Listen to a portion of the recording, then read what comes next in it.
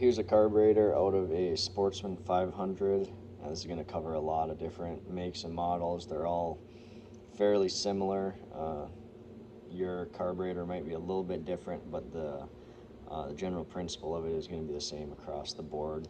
I'm just going to give a quick video on how to disassemble the bowl, take the jets out, make sure that they're clean and set properly, and then how to do some more inspections on it to make sure that it's fully operational, and then show you how to put it all back together. So we're going to start by taking off these two bolts down here on the bottom of the bowl.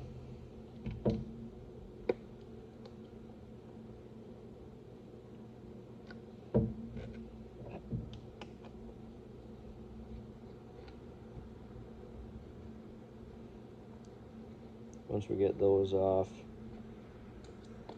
we'll be able to pop the main portion of the bowl. Before you do this, it would be best to pull this bottom cap off or loosen this nut in order to drain all the gas out of it, so you don't get your working area all full of gas. And so after that, I mean, looking in here, you have your main jet. Your pilot jet is down in here. It's your air fuel mixture. Then obviously your float and your seal in there for the gas. We're gonna start by grabbing a little punch here. We're gonna remove that needle and seat. This is where the gas comes into the bowl. And as the gas comes in, basically what happens is these, as it sits on the machine, these are going to be sitting down in the bottom of the bowl, and as the gas flows in, it's going to force these up as they float on the gas, and eventually going to cut off that fuel supply. So we're going to take those out. I'll show you at the end a good way to test that needle and seat properly. After that, I'm going to switch over to a flathead here. Take out the main jet. This one has a spacer on it, so just keep track of all the components that come off and where exactly they were. And I think we're just going to continue to disassemble here, and then we'll inspect all of the jets at the same time. So the next one we're going to take out is going to be your pilot jet down in here. This is going to be what the machine runs off of for the first, basically from idle to about, I think it's about 20% throttle is when it starts to wean off of the pilot jet onto the main. So there's that. Then the last one to remove is going to be this air fuel mixture screw down here. This one we don't want to just back it out right away. We want to actually get your flathead in there, and we want to turn it in and count the number of revolutions that it has, because it's not fully bottomed out. You don't want it like that. That would cut off your fuel supply. So we're going to go 1, 2, 3, 4. I count in half turns when I do this, so 4 half turns. So it'll be 2.5 turns out from the bottom. I'm just going to unscrew that, and this is going to have the main body here, and then there's actually a spring, a washer, and an O-ring as well. Just this main body came out. Something to take note of when you're inspecting these is to make sure that this tip isn't broken off. If that's the case, it's not going to be able to make sure I'm in the camera here. Make sure that tip is not broken off, because that's gonna that would ruin the mixture there if it was. I'm just going to try and dump this spring out if it'll come. Might have to grab a pick here to get that out. There's the spring. Then there is a washer and an O-ring in there as well.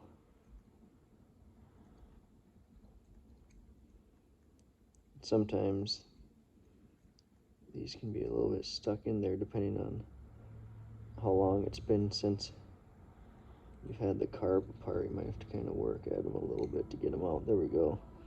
That washer fell out right there. And the O-ring is still up in there.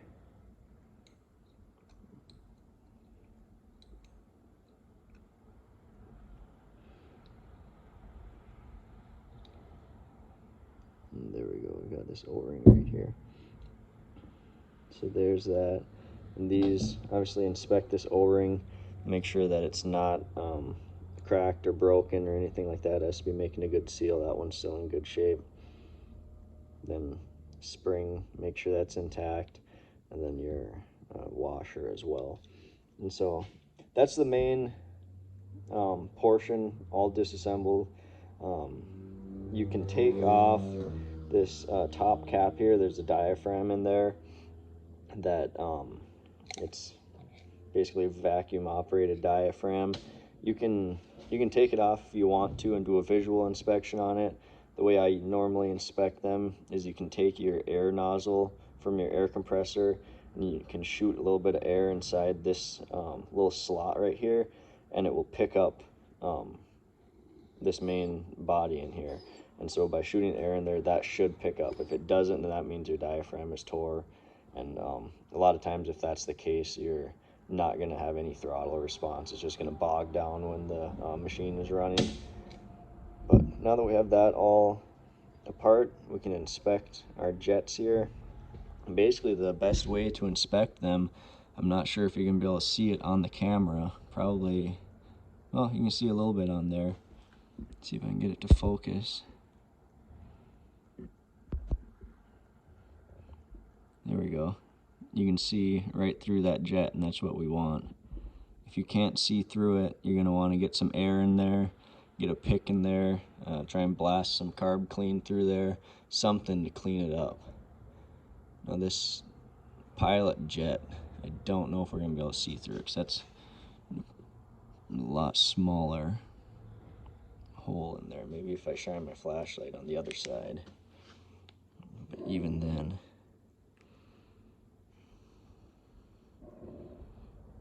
oh, you're not going to be able to see it. Anyways, that's the best way to check these, is just visually. Oh, we can see a little bit through there right now. Check and make sure there's nothing plugging that up. And the best way to clean them out, like I said, is to just physically get in there with a pick or even a torch tip cleaner set. Those work good, and bust that crap out of there and clean it up. As far as reassembly goes, pretty much just the opposite of what we just did. Before reassembling, after I inspect all of the jets, what I'm going to do is I'm going to take my carb clean and I'm going to shoot, let me get this focused again. I'm going to shoot carb clean into this entry port here. It should come out this nozzle where it comes in. I'm going to shoot it through this main jet here. It's going to come out of the body of the carb. I'm going to shoot through this pilot with it, come through the body of the carb again. I'm also going to shoot through this air fuel mixture screw here. Again, it's going to come out of the body. You want to shoot some carb clean into the choke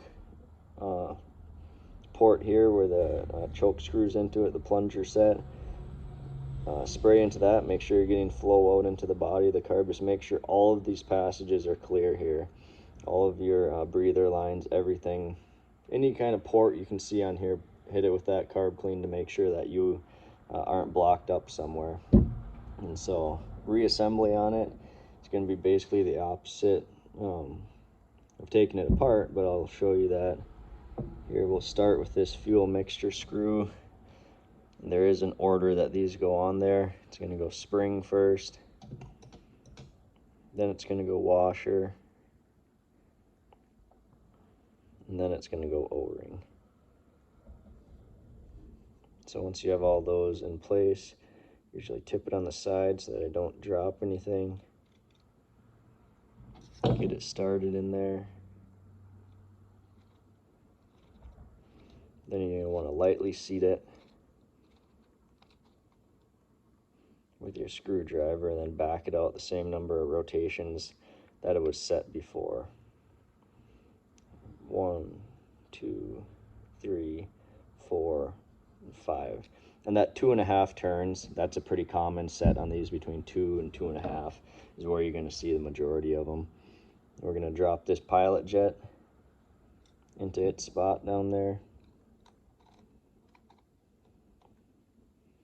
And none of these have to be super tight, just snug them up with your screwdriver. You don't want them to come loose, but they're just brass fittings on their brass threads, so it'd be very easy to strip them out.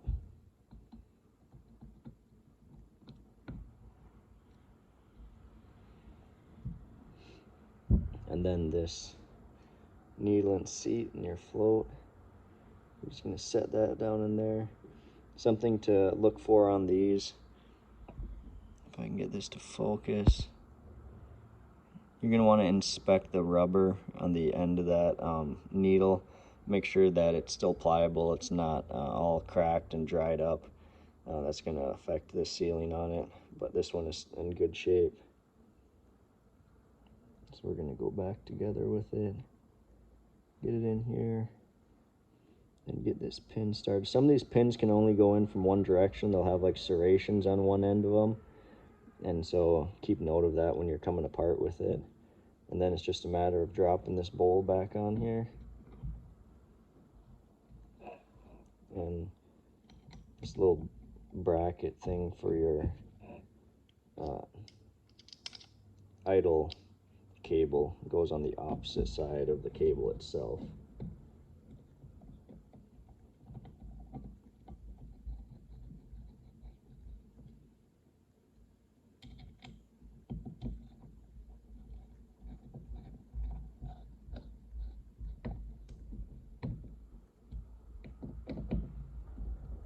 There you go.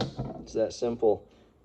Like I said, you can take that top portion off down here and check the diaphragm, but a lot of times you hear people putting these cheap carbs on from Amazon and eBay.